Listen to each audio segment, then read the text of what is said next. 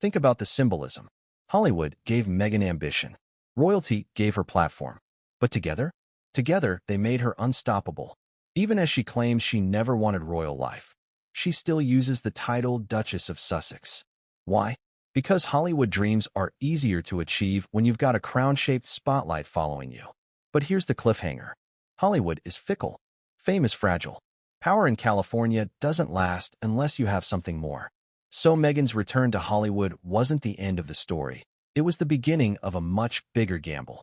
A gamble that could either cement her as one of the most influential women of her generation, or expose her as the most strategic opportunist of them all. And what happens when Hollywood itself starts questioning her motives? What happens when the very industry she dreamed of sees her as a duchess out of place, not an actress at home? That's where the cracks might open again. And that's where Meghan's story turns from ambition to risk. Because here's the question hanging in the air. Did Meghan ever truly belong in Hollywood? Or has she become too royal to ever fit back in?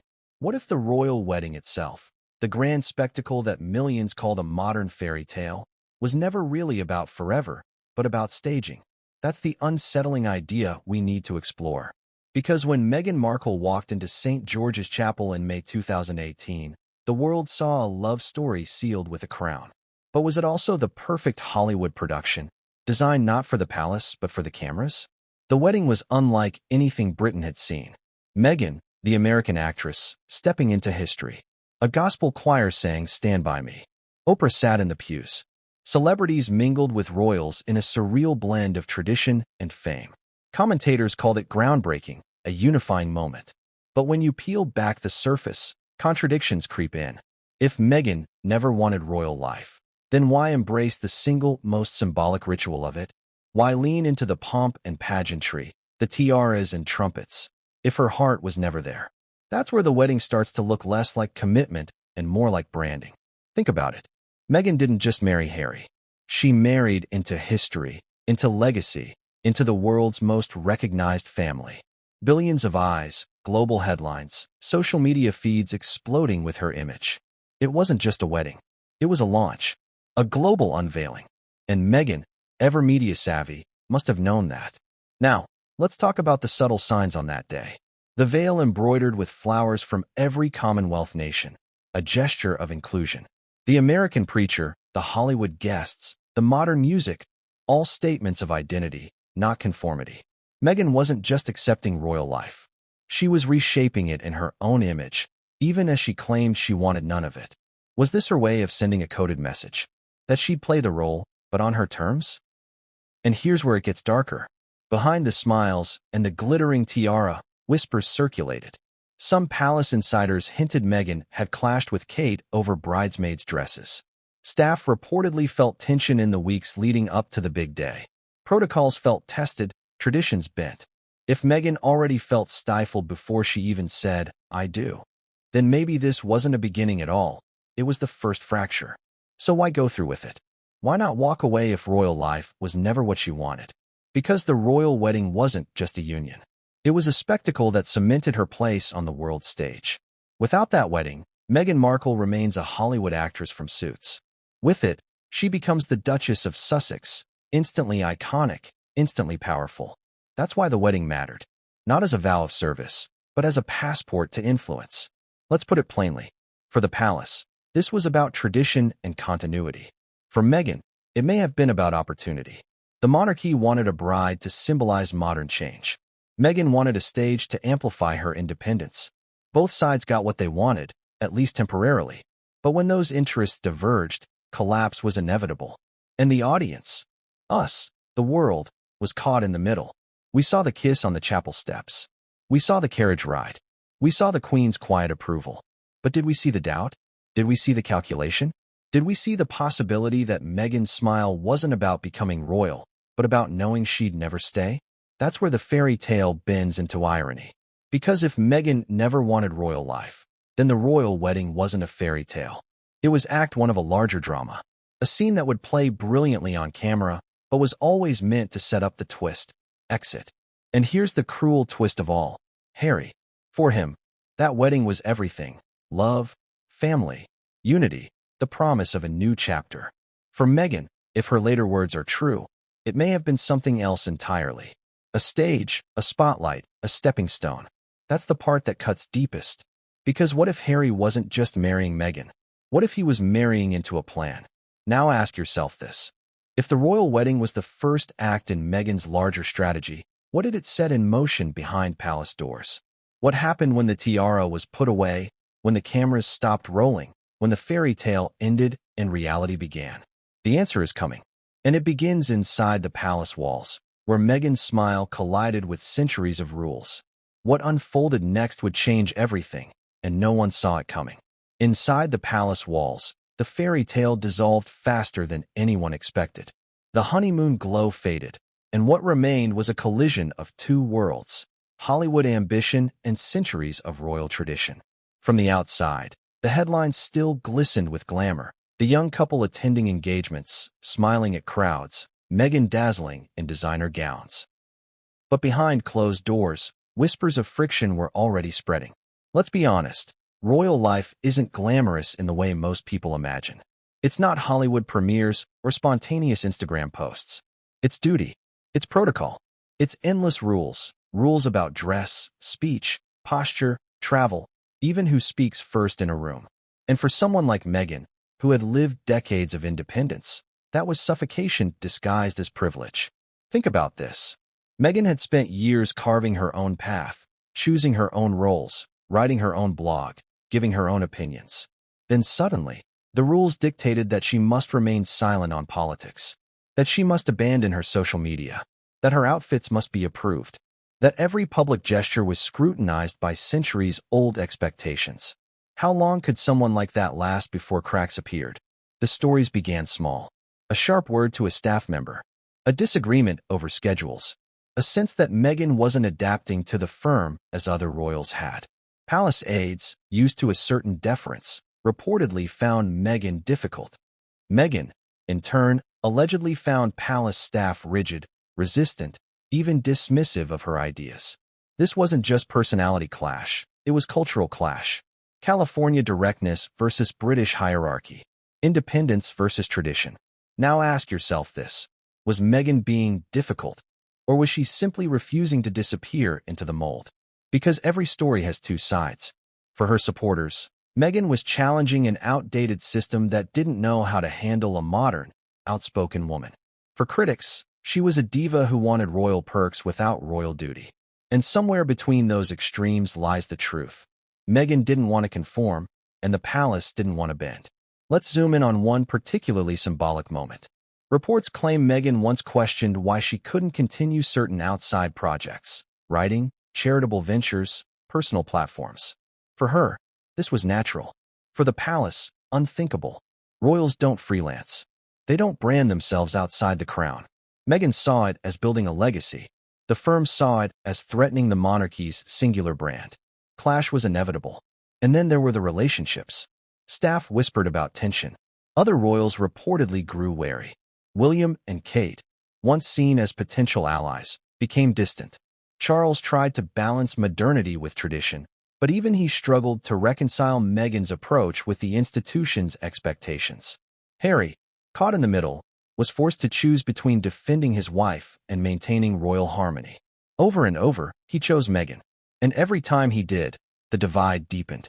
But maybe the most revealing detail was Meghan's isolation. Unlike other royal brides, she didn't have decades of preparation. She wasn't raised in the aristocratic bubble. She wasn't conditioned for deference. And instead of mentorship, she reportedly encountered suspicion. Imagine walking into a family that expects you to follow unwritten rules you've never even seen. That's not just pressure, it's a trap. Here's the question I want you to wrestle with. Was Meghan's resistance a sign she was never meant for this life, or a sign she was already planning her exit?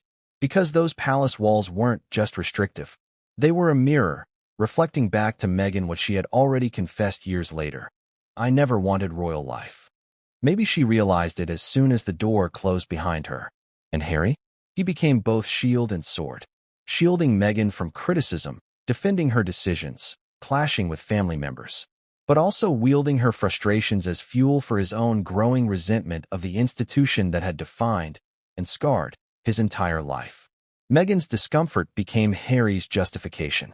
If she was miserable, then he had every reason to rebel. Now let's pull the lens wider. The palace wasn't blind to these tensions. They saw the pattern. They felt the strain. And whispers began to circulate. Could Meghan ever truly adapt? Or was she destined to break away? Behind polite smiles at official events, there were real fears that this marriage would test the monarchy's resilience in ways no one had predicted. But the most chilling part? Meghan's discomfort inside the palace walls didn't just alienate her. It united her and Harry against everyone else. The firm became them.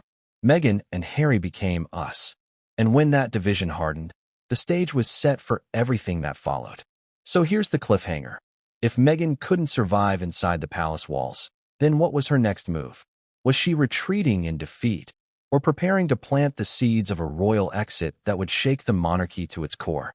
What happens when a seed of doubt is planted in the mind of a man who has never known a world outside the palace gates? That is the question at the heart of Meghan's strategy, or at least what critics allege. Because once Harry began questioning not just his role, but the very foundation of royal life, the rest was inevitable. And who planted those seeds? According to insiders, Meghan did. Think about it. Harry was the spare, the second son, the one always a few steps behind William. For decades, his identity was shaped by that role. Military service, charity work, but always in the shadow of the heir. Along came Meghan, independent, outspoken, unafraid to challenge authority. To Harry, she wasn't just a partner. She was a mirror, reflecting back all his frustrations with the monarchy. But was it love alone that fueled his shift, or was Meghan deliberately nudging him toward rebellion? Let's rewind. Early in their marriage, Meghan is said to have raised uncomfortable truths. Questions like, will you ever be more than second to William? Do you really think the palace will protect me the way they protect Kate? Do you see how different the rules are for us? To an outsider, these might sound like honest concerns. But to Harry, already sensitive to his place in the royal hierarchy, these weren't just questions. They were provocations, sparks in dry grass. And once lit, they spread fast. Here's the chilling part. Harry had always harbored doubts about the monarchy. His mother, Princess Diana, had shown him its darker side. He knew the pain of paparazzi. He knew the coldness of the institution. But doubts are manageable until someone you love amplifies them. Meghan didn't just sympathize with Harry's pain. She reframed it. She told him he wasn't wrong to feel trapped. She told him he didn't have to stay. She told him freedom was possible. And in doing so, she planted the idea of life beyond the palace. Now imagine Harry's perspective. For 30 years, he had been told there was no choice. Royals serve. Royals sacrifice. Royals endure. And suddenly, here was Meghan, saying, you don't have to. That's not just comforting. That's revolutionary. It's like telling a soldier he doesn't have to fight, or a prisoner he doesn't have to stay locked up. Once the possibility exists, you can't unsee it. But here's where it turns darker. Critics argue Meghan wasn't just voicing concerns. She was strategically isolating Harry, subtly reminding him that his family would never accept her, that William and Kate would always be prioritized, that Charles would always put duty before love. And as Harry absorbed those messages, who became his only true ally? Meghan. That's how seeds of doubt become roots of dependence. Think about the famous interviews where Harry said he had no choice but to leave. Really? Or was it that Meghan convinced him there was only one choice, her? Because from the moment those doubts took hold, Harry's loyalty shifted. He no longer looked to the Queen for guidance, or to William for brotherly support. He looked to Meghan. She became not just his wife, but his compass. And that compass pointed away from Windsor. The evidence is there in their decisions, the secrecy of their plans, the way Harry began distancing himself from family engagements, the subtle digs at the press, at palace staff, at the institution. Every step was another root growing deeper from those early seeds. And once roots take hold, the tree is destined to grow. But here's where the contradiction gnaws. Meghan insists she faced cruelty, racism, rejection. But if she never wanted royal life in the first place, as her later confession suggests, then were these seeds of doubt about survival or about strategy? Did she frame the family as villains because she truly believed it, or because it was the only way to make Harry choose her over them?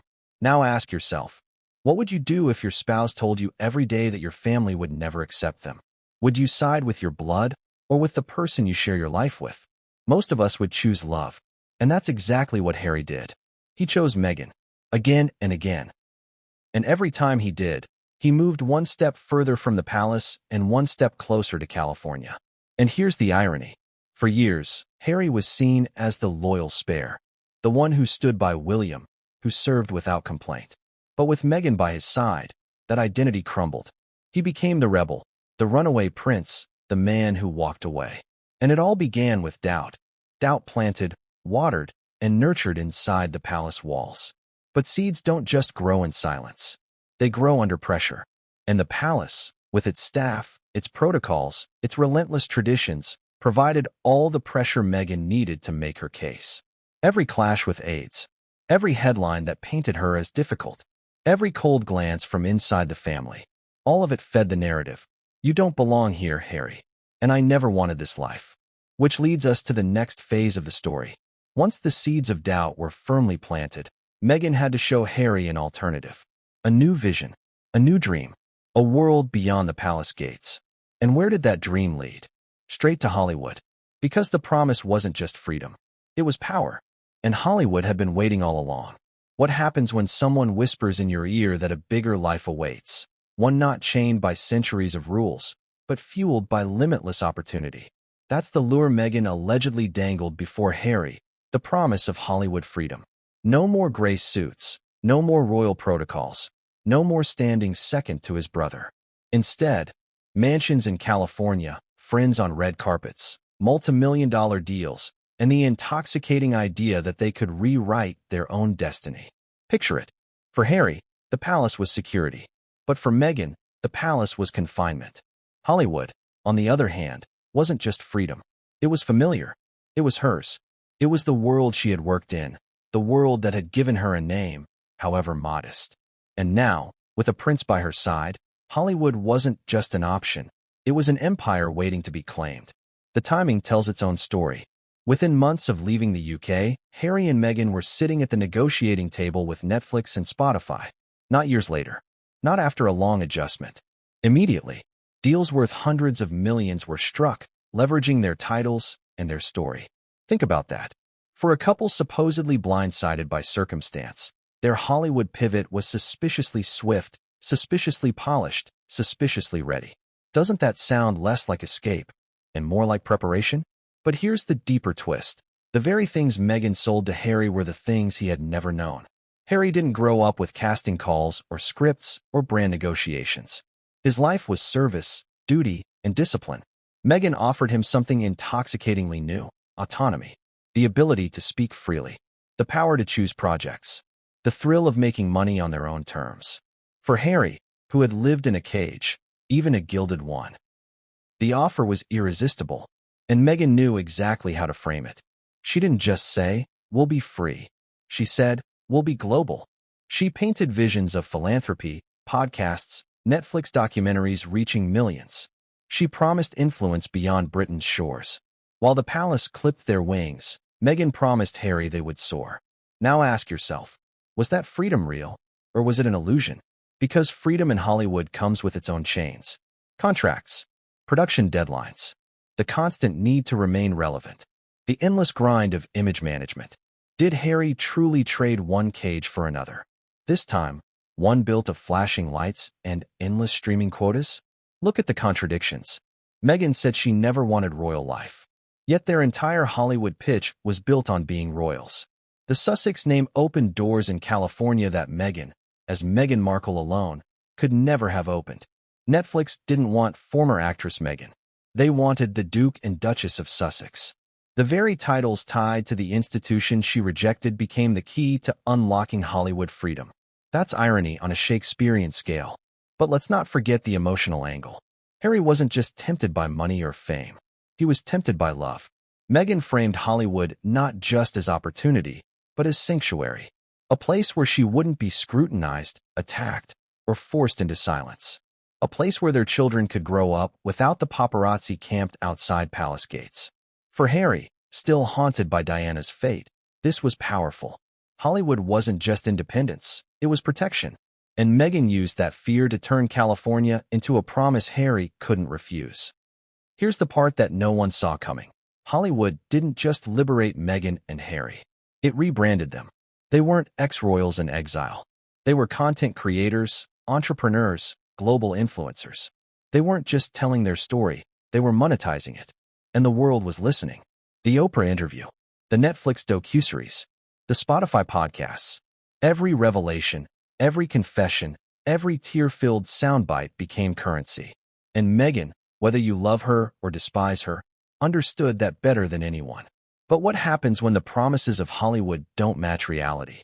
What happens when Netflix asks for results? When Spotify cancels a deal? When Hollywood power players start to wonder if the Sussexes can deliver more than just royal gossip? That's where the cracks in freedom begin to show. Because freedom without stability becomes chaos. And Harry, raised in discipline, may soon realize that Hollywood freedom is more fragile than royal duty ever was. Now think of Meghan. For years, Hollywood had been her dream, her proving ground. But after royal life, she returned not as an actress scrambling for auditions, but as a duchess with global recognition. Yet recognition doesn't equal acceptance. Hollywood can be brutal. One day you're hot, the next you're irrelevant. Did Meghan overestimate how long the royal glow would last? Did she gamble on a freedom that might prove fleeting? And here's where the tension sharpens. Meghan convinced Harry that Hollywood was their future. But what if Hollywood doesn't want them anymore? What if the deals dry up, the invitations fade, the headlines turn cold? Then Harry will face the ultimate question. Did he abandon his heritage for a freedom that was never guaranteed? Because that's the cliffhanger.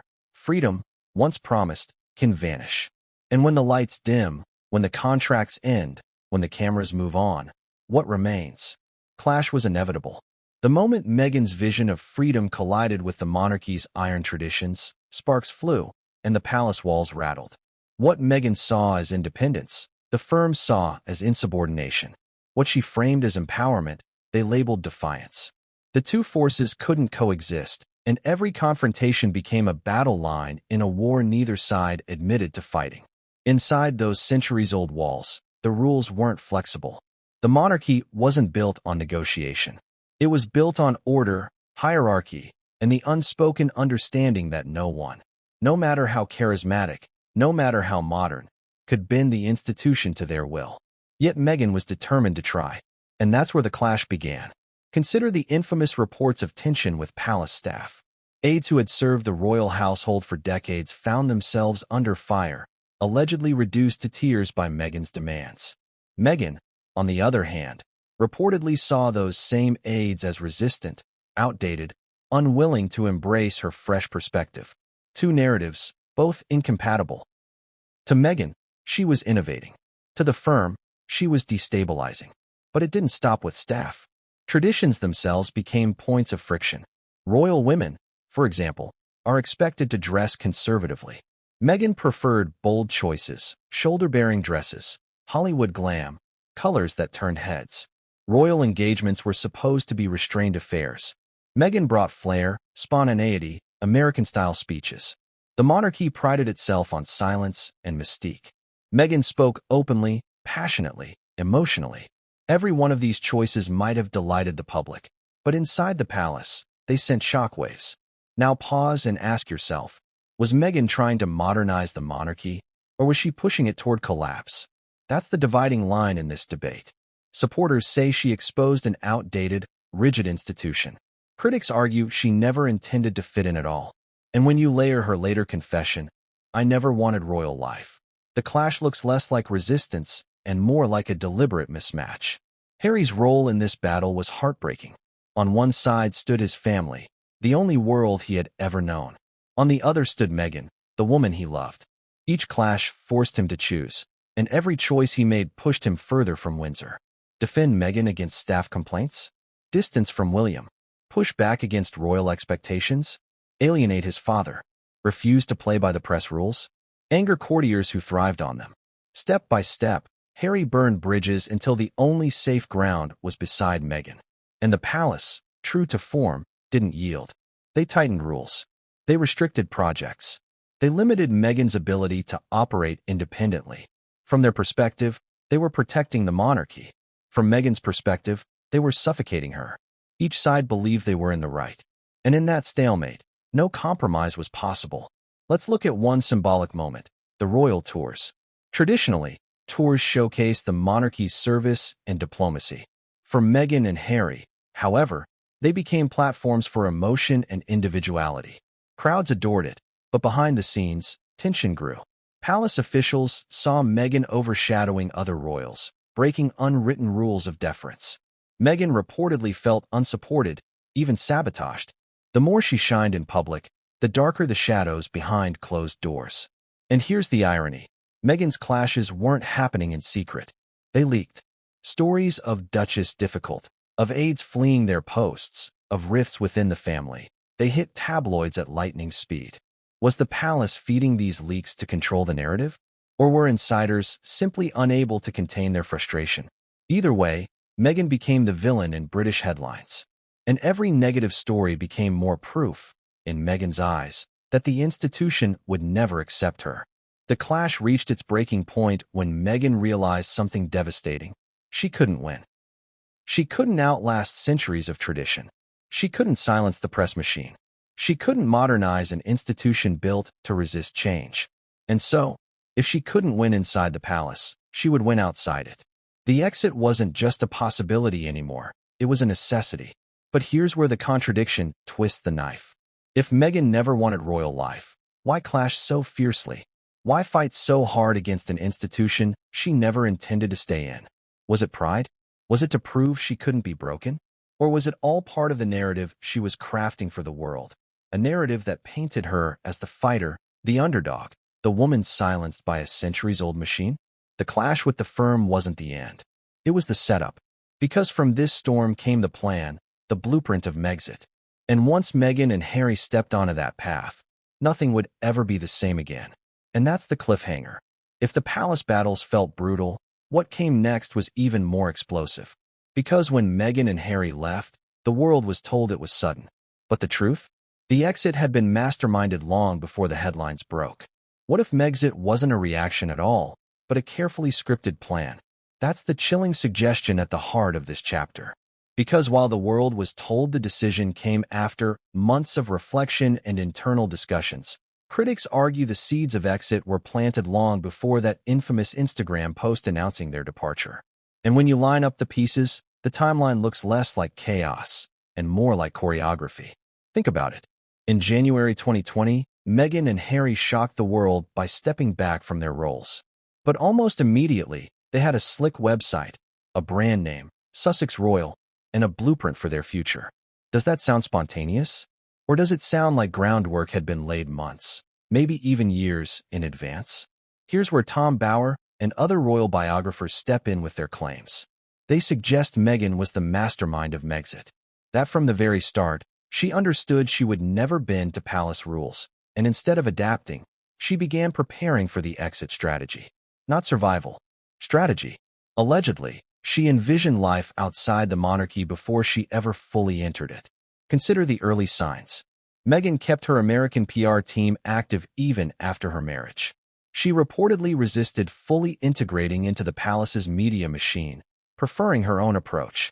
She and Harry trademarked their Sussex Royal brand as early as 2019, signaling preparation for independent ventures. And by the time the press storm intensified, they already had contacts in Hollywood ready to do business. That doesn't look like desperation. That looks like design. Now picture the conversations behind closed doors. Harry, torn between loyalty to his family and loyalty to Meghan. Meghan, pointing out the slights, the double standards, the icy silences. She allegedly told him, "They'll never protect us. They'll never treat me the way they treat Kate." To Harry, already haunted by memories of Diana's treatment, these words hit like thunder.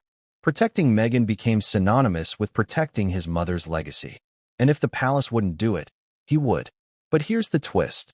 Protecting Meghan meant leaving the very institution that defined him. That's why critics say Meghan played to Harry's deepest wounds, his fear of history repeating itself. She offered him an escape route disguised as salvation. "Come with me," she might have implied, "and we can live freely, safely, and on our own terms." Who could resist that? Especially a man already skeptical of his place in the royal order. Now ask yourself, When Harry said in interviews that he had no choice but to leave, was that really true? Or had the choice been framed so narrowly? Stay and let Meghan suffer, or leave and save her? That in reality, there was only one path? And if that's the case, then Megxit wasn't just Meghan's plan. It was Harry's emotional surrender. Look at how quickly the dominoes fell once they made their move. Within weeks of announcing their departure, they were in Canada. Soon after, California. Almost immediately, deals with Netflix and Spotify were revealed. This wasn't exile, it was relocation. And it had been mapped out. Every step, from the Instagram post to the Montecito mansion, flowed as if following a script. A script Meghan may have written long before Act 1 even ended. But let's not forget the contradictions. Meghan claimed she was blindsided by the hostility of palace life, that she never imagined it would be so suffocating. Yet if she truly never wanted royal life, as she later admitted, then her unhappiness wasn't a surprise. It was inevitable. And inevitability looks a lot like intent. Harry, meanwhile, carried the role of shield, of rescuer. But how much agency did he really have? Did he choose this path freely? Or was he guided into it by Meghan's framing of the narrative? Because every step deeper into Megxit isolated him further from his brother, his father, even his grandmother. And once those ties frayed, retreat was impossible. Here's the irony. Meghan's alleged master plan worked brilliantly in the short term. They broke free. They secured financial independence. They became global headlines, their every word broadcast across the world. But in the long term, the cracks are showing. Deals falter. Public sympathy wanes. And the very confession, "I never wanted royal life," threatens to expose Megxit not as escape, but as orchestration. Now pause for a moment and imagine the palace's perspective. They believed they were negotiating with a couple torn by pressure. But what if they were negotiating with a couple already halfway out the door? What if every olive branch was wasted, every concession meaningless, because Meghan never intended to stay? Then Megxit wasn't tragedy. It was inevitability. And that leads us to the next phase of the story. If Megxit was masterminded, then California wasn't just a destination. It was the dream all along. The mansion, the Hollywood deals, the celebrity friends. This wasn't exile. It was homecoming. And for Meghan, it was a return to the world she truly wanted. California. Sunshine, sprawling estates, the Pacific Ocean rolling in the distance. Palm trees instead of palace gates. Montecito instead of Windsor. For Meghan, this wasn't exile, it was victory. And for Harry, it was transformation. The world saw their move to California as a retreat. But look closer, and it looks like a carefully chosen stage. A place where Meghan could finally live the life she always wanted, free from crowns and courtiers, yet still cloaked in the glow of royalty. Let's start with the Montecito mansion. 15 bedrooms, 16 bathrooms, a private playground for Archie and Lilibet, a home straight out of a Hollywood script. For a couple who claimed they wanted a quieter life, it was anything but quiet. It was opulent, showy, designed for both privacy and performance. And isn't that the contradiction? Meghan said she didn't want royal life, but chose a house fit for kings and queens, right in the heart of celebrity country. And then came the social circle. No more curtsies, no more bowing to tradition. Instead, dinner with Oprah, playdates with Hollywood power players, neighbors like Katy Perry, Ellen DeGeneres, and Orlando Bloom. Meghan had traded Windsor for the Walk of Fame. And in California, she didn't have to play by anyone's rules. She was free to define her own image. But here's where the story twists. Freedom alone doesn't guarantee relevance. Hollywood isn't about titles, it's about output. And almost immediately, Meghan and Harry began delivering. The Oprah interview, the Netflix docuseries, the Spotify podcast. Every project leaned on their royal past, even as they distanced themselves from the crown. California wasn't just their new home. It was their studio, their production house, their stage. Now ask yourself this. If Meghan truly never wanted royal life, why is every Hollywood venture tied to her royal identity? Why not launch as Meghan Markle, the actress, the entrepreneur, the activist? Why anchor everything to the Duke and Duchess of Sussex? Because in Hollywood, fame is currency, and the titles, even stripped of palace power, were priceless. Meghan didn't need royal duty. She needed royal branding. And California gave her the chance to exploit it without restraint. Harry, meanwhile, found himself in uncharted waters. In Britain, he had always been defined by duty. In California, he became a content creator, a husband, a father. He surfed the waves, rode bikes in Montecito, and embraced the Californian lifestyle. But beneath the sunshine was uncertainty. Could he ever truly belong? Could a man born into service reinvent himself as a celebrity? Or was he forever the prince who left? For Meghan, there was no such identity crisis. California was her world. She knew the culture, the players, the opportunities. This was her home turf, and now she had the leverage of global fame to amplify her presence. She was no longer a supporting actress on a cable show. She was headline news, a woman with the royal spotlight still trailing her every move. But here's the irony. California was meant to be a refuge, a place of peace after the storm. Instead, it became a new battlefield. Hollywood critics were harsher than palace courtiers. Deals didn't last. Spotify ended the partnership. Netflix reportedly grew restless. Public opinion turned fickle. Meghan may have escaped the palace walls, but she hadn't escaped scrutiny. She had only traded crowns for cameras. And the children, Archie and Lilibet, became part of this new chapter. Meghan and Harry framed California as a sanctuary for them, a place to grow without the glare of royal tradition. But can they ever escape it? With parents who built an empire on their royal past, will the children be free, or will they inherit the burden of a story written long before they could choose their own path? Now think about the symbolism.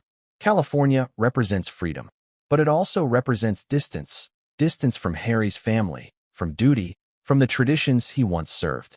Every mile between Windsor and Montecito is a mile of separation. Meghan may have returned home, but Harry? He may never truly have won again. And here's the cliffhanger. If California was Meghan's dream, was it ever Harry's? Did he follow her into freedom, only to realize he'd lost his identity in the process? Because as Meghan builds her brand in the Hollywood sun, Harry faces a haunting question. Without the crown, without the palace, without the uniform, who is he really? Contradictions.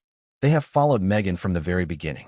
And now, after her confession that she never wanted royal life, those contradictions are impossible to ignore. Because if she truly never wanted the monarchy, why does every move she's made since leaving lean so heavily on the crown? Why keep the titles? Why use the royal connection? Why market themselves as the Duke and Duchess of Sussex if royal life was something she never desired? This is the paradox that defines Meghan's story, rejecting the monarchy while profiting from it. On one hand, she paints herself as the victim of an outdated, oppressive institution. On the other, she signs multi-million-dollar deals that exist only because of her association with that very institution. Freedom in California, but financed by Windsor's shadow. Independence, yet dependent on the Sussex brand. Think of the Oprah interview. Meghan spoke of pain, rejection, and suffocation inside the palace walls. But would Oprah have cleared prime time for former actress Meghan Markle? Or was it the Duchess title, the royal scandal, the insider revelations that made it irresistible? Every tear-filled revelation was packaged with royal context. Every headline referenced her role as Harry's wife, as a duchess, as the woman who walked away from the Queen's court. And then came Netflix. Their docuseries wasn't about Meghan's Hollywood career or lifestyle blog. It was about the royals, about palace life, about leaving, about family rifts. The Sussexes weren't selling themselves as California entrepreneurs. They were selling themselves as ex-royals. And that, right there, is the heart of the contradiction. I never wanted royal life, yet royal life remains the product. Now let's talk about the children. Meghan has said she wants Archie and Lilibet to grow up free, away from the rigid expectations of monarchy. Yet both children were christened with royal titles, Prince Archie and Princess Lilibet. If Meghan truly wanted nothing to do with royal life, why insist on titles for her children? Was it about heritage, or was it about leverage? A crown rejected for herself, yet embraced for her legacy. And here's the kicker. Meghan criticizes the monarchy's treatment of her, yet she continues to wield the royal connection whenever it benefits her narrative. She steps onto red carpets as a duchess. She launches projects with the royal spotlight still blazing behind her. She distances herself from the crown in interviews, only to draw it close again when contracts are on the line. That isn't rejection. That's selective use. Now ask yourself, is this contradiction hypocrisy or strategy? Perhaps Meghan was never conflicted at all. Perhaps she understood from the beginning that she didn't need the crown to live inside the palace. She only needed the crown to open the doors she truly wanted. Once opened, she could walk away, carrying the glow with her, selling it to the highest bidder. For Harry, this contradiction is even sharper.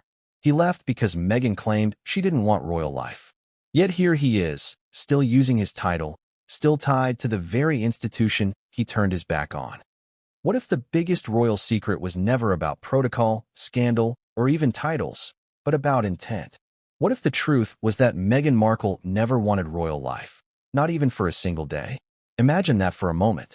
All the pomp, all the ceremony, the fairy tale wedding watched by billions across the globe, just a glittering performance covering a very different ambition. At 44, Meghan allegedly let slip the words the world had long suspected. I never wanted royal life.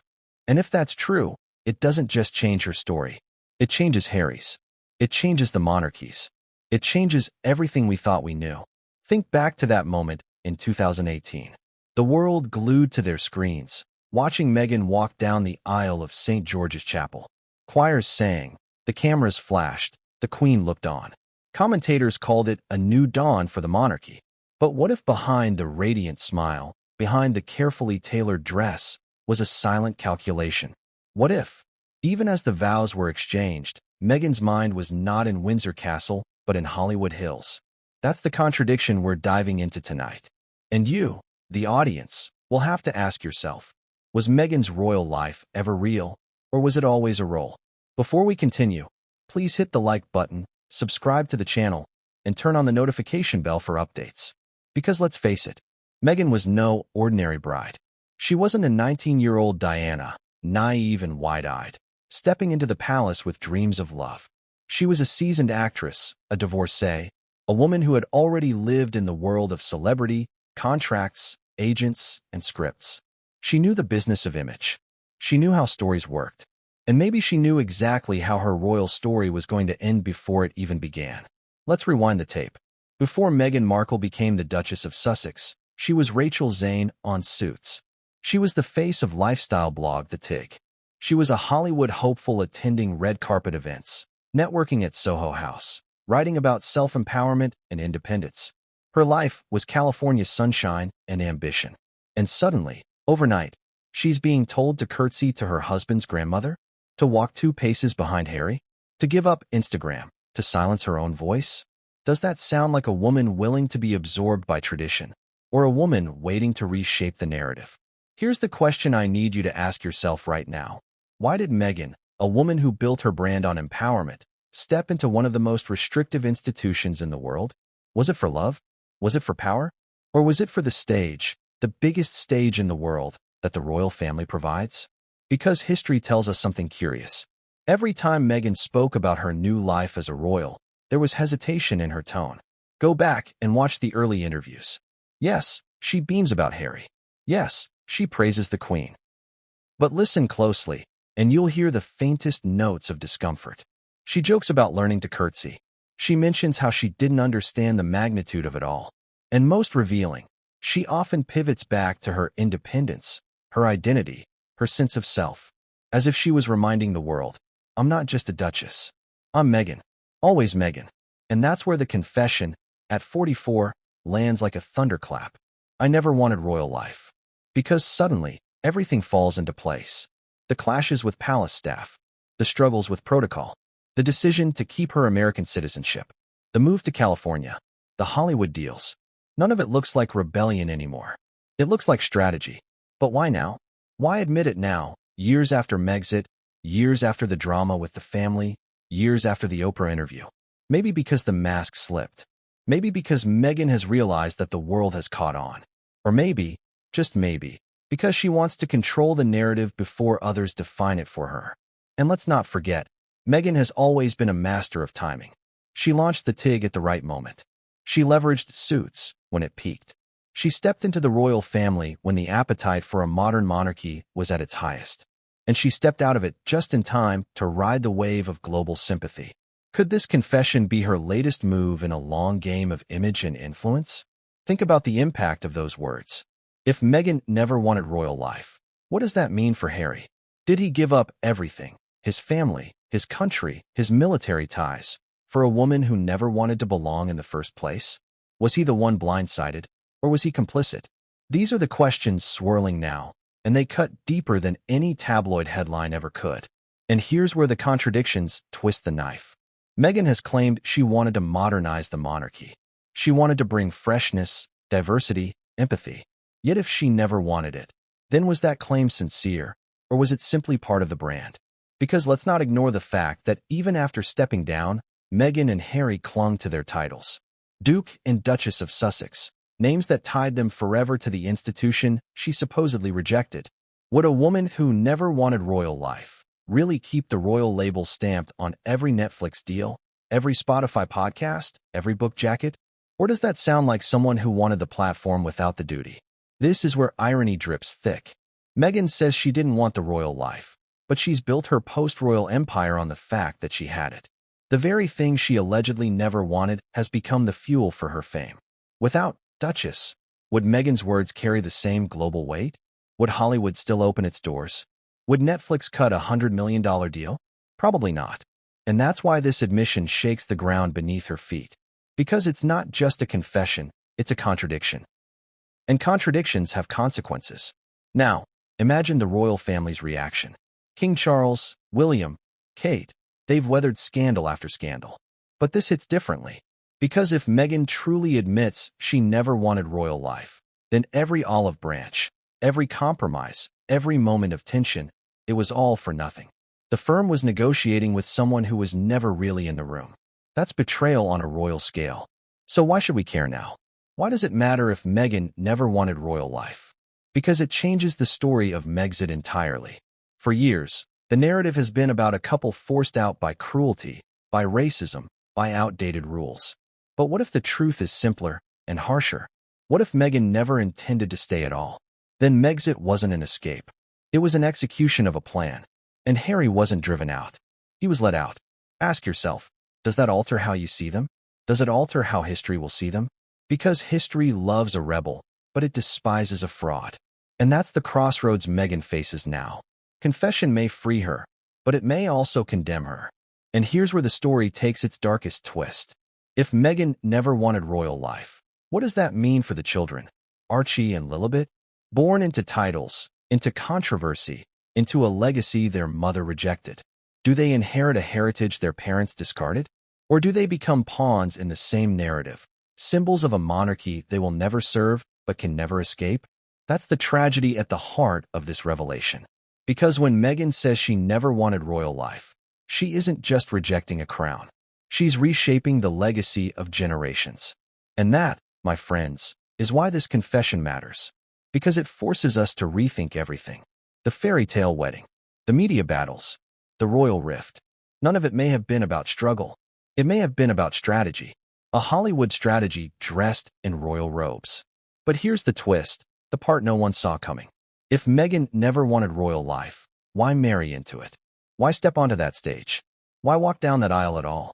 Because the answer to that question may reveal the deepest truth of all. And trust me, what comes next will make you see Meghan, Harry, and the entire royal saga in a way you never imagined. What were the exact words that Meghan allegedly let slip at 44? Imagine the moment.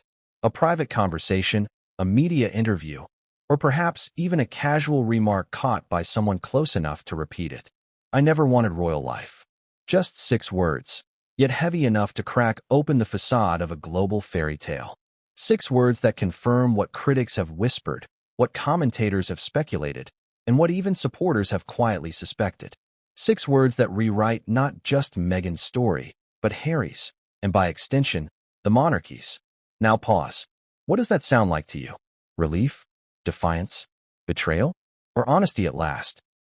Because if Meghan did say it, we're left wondering whether this was a spontaneous confession or the calculated release of a truth she's been holding all along. Was it emotion spilling out in an unguarded moment? Or was it a strategy to frame her past decisions on her own terms? That's the haunting ambiguity. And ambiguity, as we know, breeds controversy. Let's pull back the curtain. When you strip away the layers of public relations, what do we see? Meghan has always been precise with her words. From her carefully composed speeches to her polished podcast episodes, she crafts narratives with intention. So when she allegedly admits, "I never wanted royal life," it doesn't feel accidental. It feels chosen, as though she wanted the world to hear it, as though she wanted to redefine the story, not as a duchess trapped by duty, but as a woman who never intended to play that game in the first place. And yet, this raises a chilling contradiction. If she never wanted royal life, why accept Harry's proposal knowing what came with it? Why walk into Windsor Castle knowing its rules, its weight, its history? Why curtsy to the Queen, smile at the cameras, and promise a lifetime of service? Was it simply love that blinded her? Or was it something more deliberate? A bigger picture? A plan? Let's be clear. Meghan didn't step into the monarchy as an innocent. She wasn't an outsider oblivious to royal protocol. She was a Hollywood actress who had spent years on red carpets, in boardrooms, in curated circles of influence. She knew the value of image. She knew the value of a brand. And the royal family? That was the most powerful brand in the world. Think about it. Coca-Cola might dominate in beverages, Apple in tech, but the British monarchy, that's centuries of mystique, tradition, and global recognition. Tapping into that brand, even briefly, gave Meghan leverage Hollywood could never provide. But what about Harry? That's where the heartbreak cuts deepest. Did Meghan's confession, "I never wanted royal life," mean Harry was deceived? Or did he always know? Because if Harry believed she was committed, then every sacrifice he made, every bridge he burned, was built on a false premise. But if he knew, if Meghan told him from the start that she never wanted this, then Harry wasn't just a victim. He was a willing accomplice in the greatest royal exit of modern times. And here's where I ask you directly, which do you think is more likely? That Harry was blindsided, or that he was complicit? There's another layer here. Meghan's confession doesn't just reflect on her. It reflects on the monarchy itself. Because if Meghan says she never wanted royal life, then the institution has to face an uncomfortable truth. Perhaps the monarchy was never ready for her either. Perhaps the clash wasn't just Meghan against the palace, but two incompatible forces colliding. One built on centuries of tradition, the other built on modern independence. And maybe Meghan's words are her way of saying, "I never belonged, and I never wanted to." But let's not romanticize it. This wasn't just a tragic mismatch. It was, in many ways, a deliberate collision. Meghan knew what she was stepping into. She knew Harry's life was bound to duty. She knew what the crown represented. So when she says she never wanted royal life, it doesn't erase the choice she made. It makes it more perplexing. Why say yes? Why step into a role you never wanted? Unless, of course, you saw an exit strategy from the start. And isn't that the question we've all asked? Was Megxit a reaction, or was it a plan? Because suddenly, with this confession, the pieces aligned differently. The struggles with the press, the clashes with staff, the tears at the palace gates, they don't look like the struggles of a woman trying to adapt. They look like the struggles of a woman enduring until she could pivot. And pivot she did. California, Netflix, Spotify, Hollywood independence. Almost as if the royal chapter was never the destination, just the launch pad. Now picture this. The royal wedding, hailed as a moment of unity, suddenly reframed as the opening act of a longer play. Every bow to tradition, every wave to the crowd, every photograph from the palace balcony, suddenly, it's not commitment. It's branding. A brief alignment with an institution she never intended to serve. A story that was always meant to end in Act 2, with Meghan and Harry breaking free. That's not rebellion. That's choreography. And yet, here's the twist.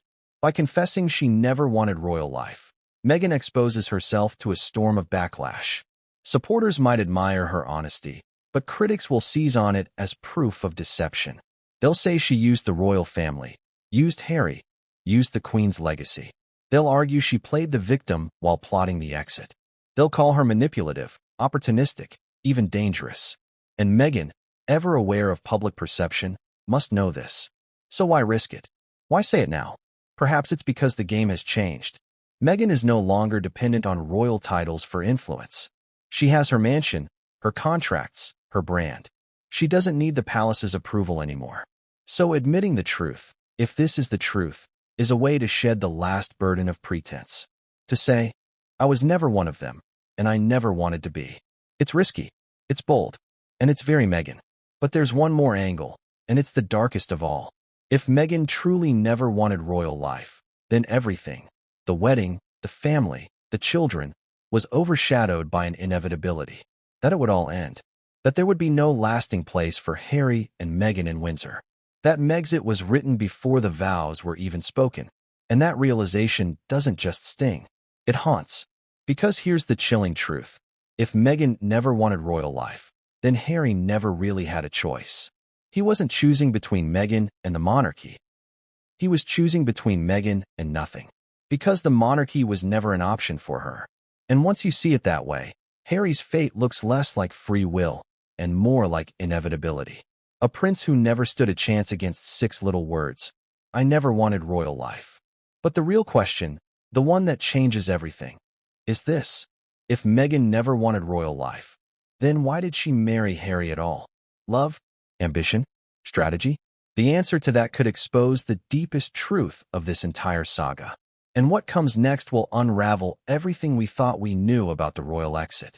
What if Meghan Markle's Hollywood dreams never died, not even as she stood at the altar with Prince Harry? That's the haunting question.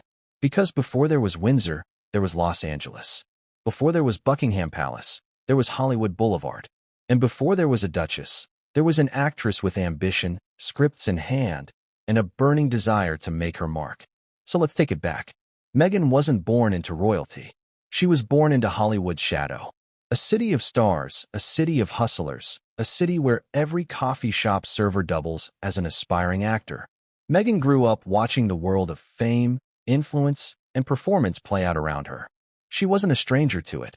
She was a participant. Even before Suits, she was a briefcase girl on Deal or No Deal. Even before Harry, she was hustling for roles, mingling in circles, networking at Soho House, and making her own way up the slippery ladder of entertainment. But here's the contradiction. Hollywood was both her dream and her cage.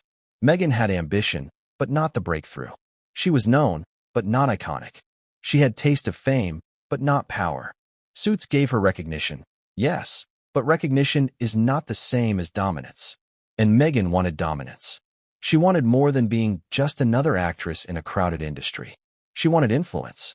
So when Harry walked into her life, was it love alone, or did she see the doorway to something greater? Think about it. Hollywood had given her exposure. But the monarchy? That gave her something Hollywood couldn't. Instant, undeniable global status. She wasn't just Meghan anymore.